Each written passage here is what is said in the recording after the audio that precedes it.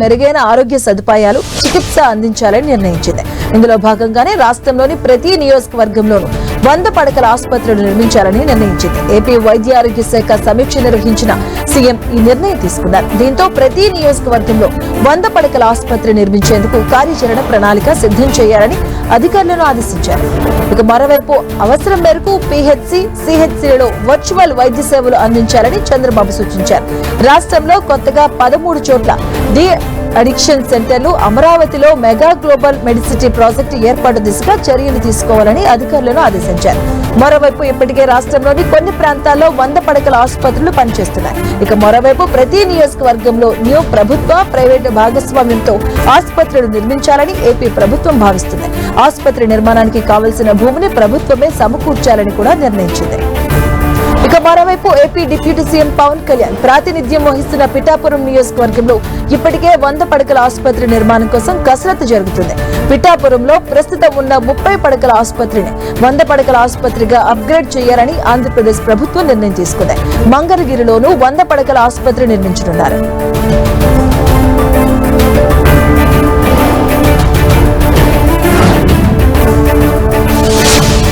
బంగారం ప్రియులకు good news. అంతర్జాతీయ మార్కెట్లలో భారీగా బంగారం ధరలు తగ్గాయి. అమెరికాపై చైనా రెగ్యులేటరీ ట్యాక్స్ తో గోల్డ్ సెంటిమెంట్ బలహీనపడింది. దీంతో ఒక్కసారిగా బంగారం ధరలు దిగొచ్చాయి. ఇటు దేశీయ మార్కెట్లోనూ బంగారం ధరలు తగ్గాయి. ఒక్కరోజే ప్యూర్ గోల్డ్ ధర 1740 రూపాయల వరకు తగ్గింది. ఇవాళ కూడా బంగారం ధరలు తగ్గే అవకాశం ఉందని మార్కెట్ నిపుణులు అంచనా వేస్తున్నారు. గత 5 రోజులుగా భారీగా పెరిగిన ధరలు శుక్రవారం దిగొచ్చాయి. అటు అంతర్జాతీయ మార్కెట్లో $70కు పైగా తగ్గింది ఔన్స్ గోల్డ్ రేట్. ఇక ప్రస్తుతం మార్కెట్లో $3050గా ఉంది ఔన్స్ గోల్డ్ రేట్.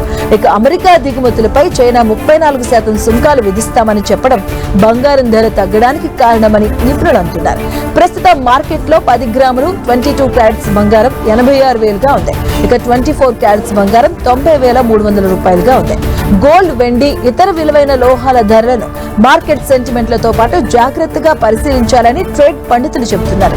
ప్రపంచవ్యాప్తంగా ఆర్థిక పతనాలు లేదా ప్రతికూల పరిస్థితులు వస్తే బంగారం ధరలు పెరిగే అవకాశం ఉంటుంది. కానీ డాలర్ బలహీనపడడం వంటి అంశాల కారణంగా పసిడి ధరలు తగ్గుముఖం పడతాయి.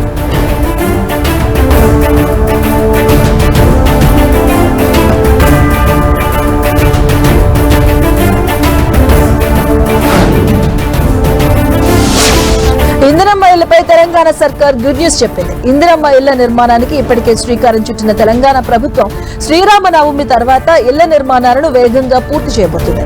ఇప్పటికే రాష్ట్ర వ్యాప్తంగా 4 లక్షల ఇళ్ల నిర్మాణానికి ప్రభుత్వం అనుమతులిచ్చింది.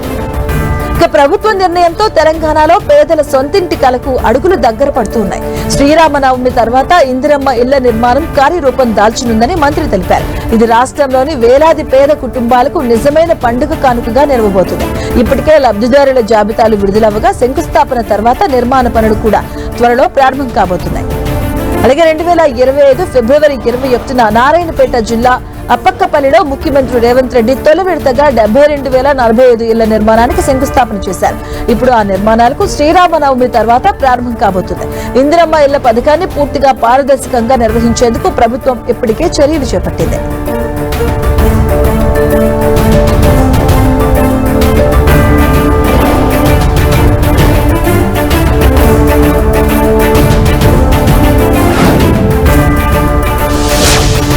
దేశ ప్రజలకు గుడ్ న్యూస్ చెప్పింది. కేంద్ర మంత్రివర్గ సమావేశంలో కీలక నిర్ణయాలు తీసుకుంది. పలు రాష్ట్రాల్లో 4 రైల్వే మల్టీ ట్రాకింగ్ ప్రాజెక్టులకు ఆమోదం తెలిపింది. 18,658 కోట్లతో ఈ ప్రాజెక్టులకు పచ్చజెండా ఊపింది.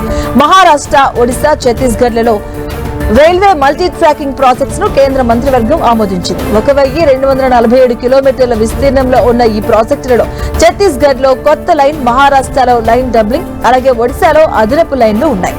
ఇక ఛత్తీస్గఢ్ లో కొత్త 615 కిలోమీటర్ల రైల్వే నిర్మాణం కోసం 8,741 కోట్ల పెట్టుబడిని కేబినెట్ ఆమోదించింది.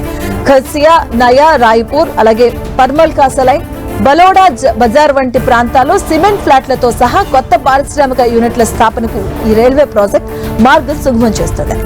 ఇక మహారాష్ట్రలోని గోండియా బల్హార్నా మార్గంలో లైన్ డబ్లింగ్ ప్రాజెక్టుకు భారీగా నిధులు కేటాయించారు. ఇక ఒడిశాలో 3,915 కోట్ల విలువైన 277 కిలోమీటర్ల ప్రాజెక్టు సంబల్పూర్ జరపాద మధ్య 3వ, 4వ లైన్లను జోడిస్తారు. ఈ రైల్వే ప్రాజెక్టులో నిర్మాణ సమయంలో అనేక మందికి ప్రత్యక్ష ఉపాధిని కల్పిస్తాయి.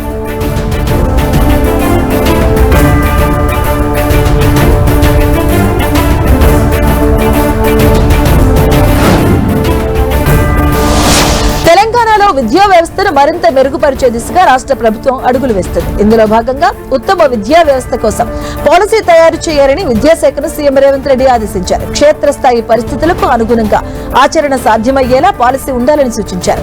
విద్యా కమిషన్ విద్యాశాఖపై సీఎం సమీక్ష చేశారు. ప్రాథమిక విద్యా స్థాయిలో ఎలాంటి సంస్కరణలు అవసరమన్న అంశంపై చర్చించారు. ఇతర రాష్ట్రాలు, దేశాల్లో ఎలాంటి విధానాలు అమలు చేస్తున్నారు అన్న దానిపై వివరాలు అడిగి తెలుసుకున్నారు. విద్యార్థుల జీవన ప్రమాణాలు పెంచే విధంగా విద్యా విధానం ఉండాలి అన్నారు సీఎం. భాషతో పాటు విద్యార్థుల్లో విషయ పరిజ్ఞానం పెరిగేలా ఈ పాలసీ ఉండాలి అన్నారు. ఉత్తమ విద్యా వ్యవస్థ కోసం ఎంత ఖర్చైనా కాంగ్రెస్ ప్రభుత్వం వెనకాడబోదన్నారు. పలువురు సూచనలు విన్న సీఎం వాటన్నింటినీ ఆచరణ యోగ్యమైనటువంటి పాలసీగా తయారు చేయాలని సీఎం విద్యాశాఖను ఆదేశించారు.